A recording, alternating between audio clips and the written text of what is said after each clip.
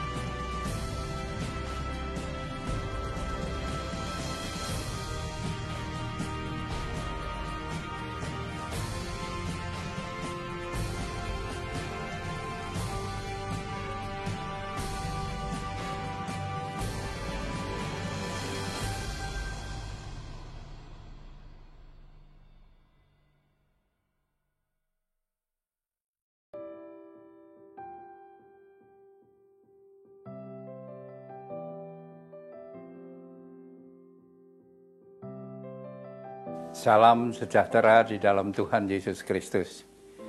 Saya Pendeta Emeritus Bambang Subagio.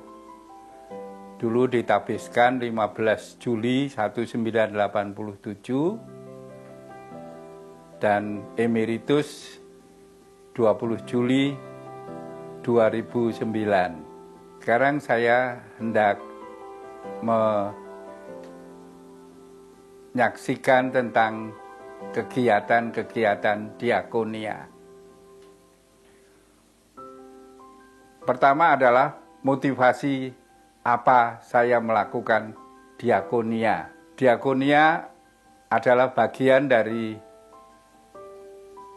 upaya untuk mencerminkan citra Kristus, ya.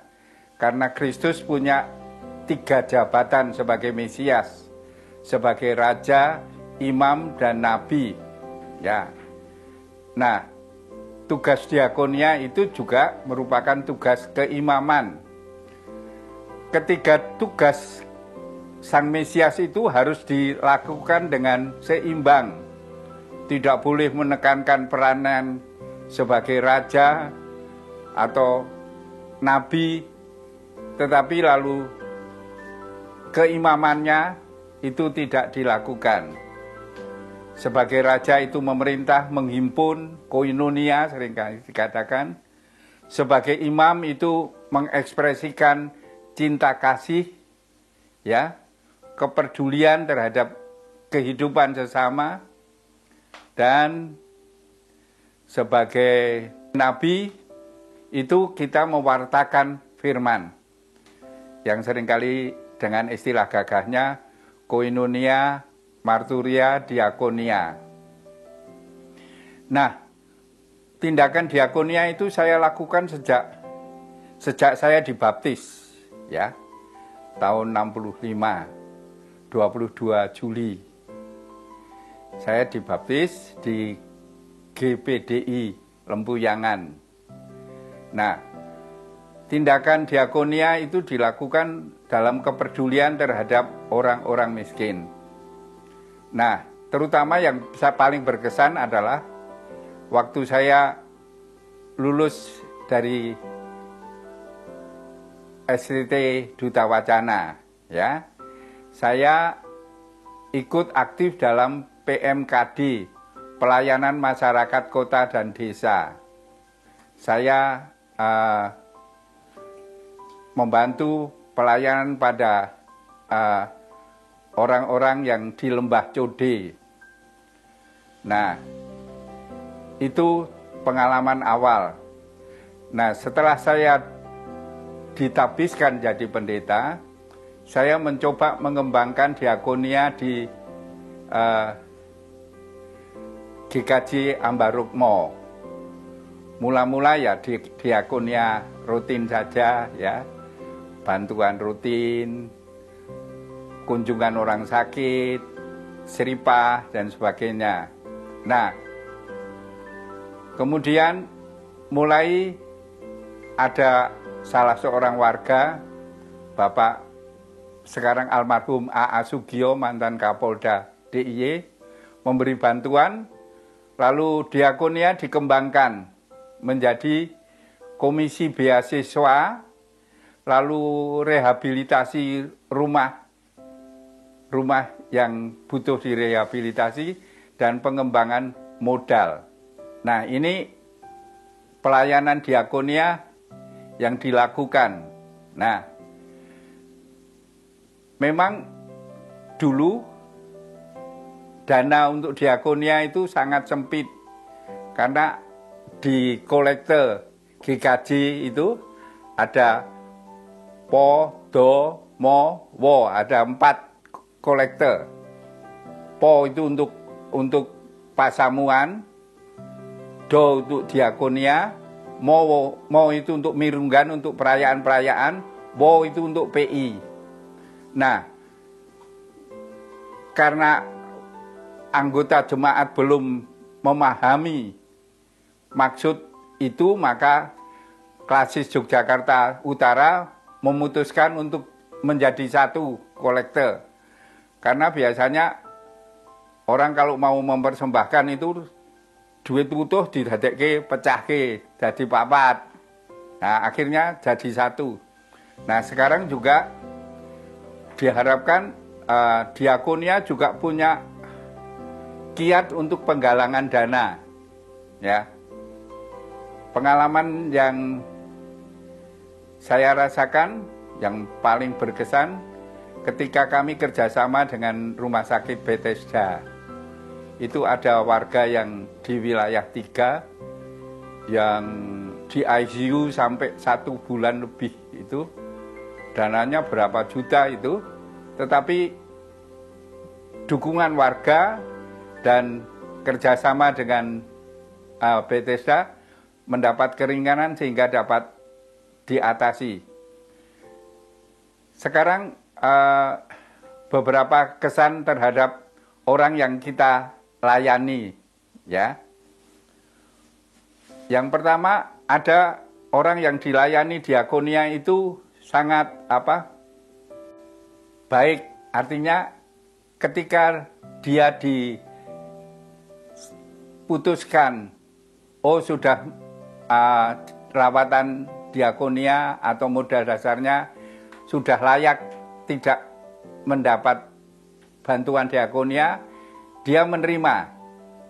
Tetapi juga ada warga yang karena dihentikan rawatan diakonianya meskipun sudah dipandang cukup, dia malah mogok, tidak mau ke gereja. Nah ini beberapa. Lalu pandangan pelayanan terhadap orang-orang sakit. Nah, beberapa kali saya mendampingi orang-orang yang sakit. Ketika saya mendampingi doa, kebetulan pas berangkat menuju kematian.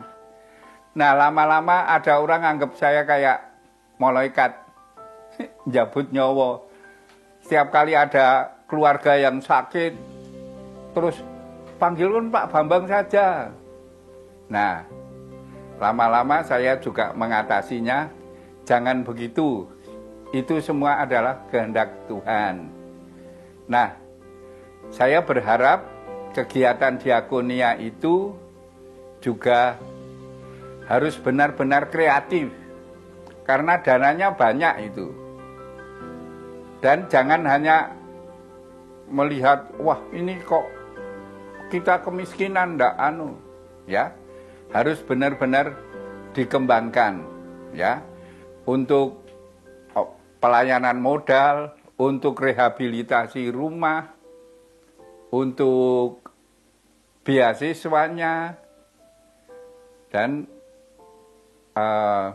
berbagai kegiatan yang ada. Misalnya di sini ada PB Palma misalnya, itu bantuan terhadap masyarakat. Maka diakonia juga bukan hanya diakonia gerejawi, tapi juga diakonia masyarakat. Pelayanan diakonia yang dilakukan waktu saya masih aktif adalah pelayanan komisi beasiswa, pelayanan kasih untuk yang sedang sakit atau bantuan untuk pengobatan, juga ada pelayanan kesehatan di gereja, dulu gedung 1, gedung 2, dan gedung 3. Gedung 2 itu di Karangbendo, gedung 3 di Nologaten. Jadi itu pelayanan kasih tidak hanya untuk warga gereja, tapi untuk warga masyarakat. Ya. Dan rehabilitasi untuk rumah yang tidak layak, ya. Bantuan modal untuk yang membutuhkan modal, itu saja. Dan itu tentu membutuhkan dana banyak. Oleh karena itu, diakonia harus benar-benar berkreasi untuk menggalang dana, bukan hanya dari persembahan, tapi galangan dana yang lain. Di samping itu juga menanamkan kesadaran untuk kegiatan diakonia itu bukan kegiatan majelis saja, tetapi anggota gereja juga harus melaksanakan tugas diakonia, tugas pelayanan kasih. Saya salut, apresiasi terhadap ada rongsok itu ya. Nah itu juga pengumpulan untuk program diakonia. Jangan sampai diakonia itu lalu terabaikan. Ya, maka kegiatan diakonia harus benar-benar disiapkan dan dikomunikasikan kepada warga gereja. Dan kegiatan diakonia itu bukan hanya oleh diakonia, tapi semua warga gereja harus melakukan tindakan diakonia. Baik diakonia terhadap saudara seiman, maupun diakonia terhadap masyarakat di sekitar tetangganya. Ya, itulah pelayanan kasih yang harus tetap, karena 3 jabatan Kristus itu, karena kita sebagai imitasio Christi, kita harus melaksanakan tugas 3 jabatan Kristus itu. Mau bersekutu, mau mewartakan firman, bersaksi, dan mau melayani. Itu saja yang dapat saya sampaikan. Terima kasih.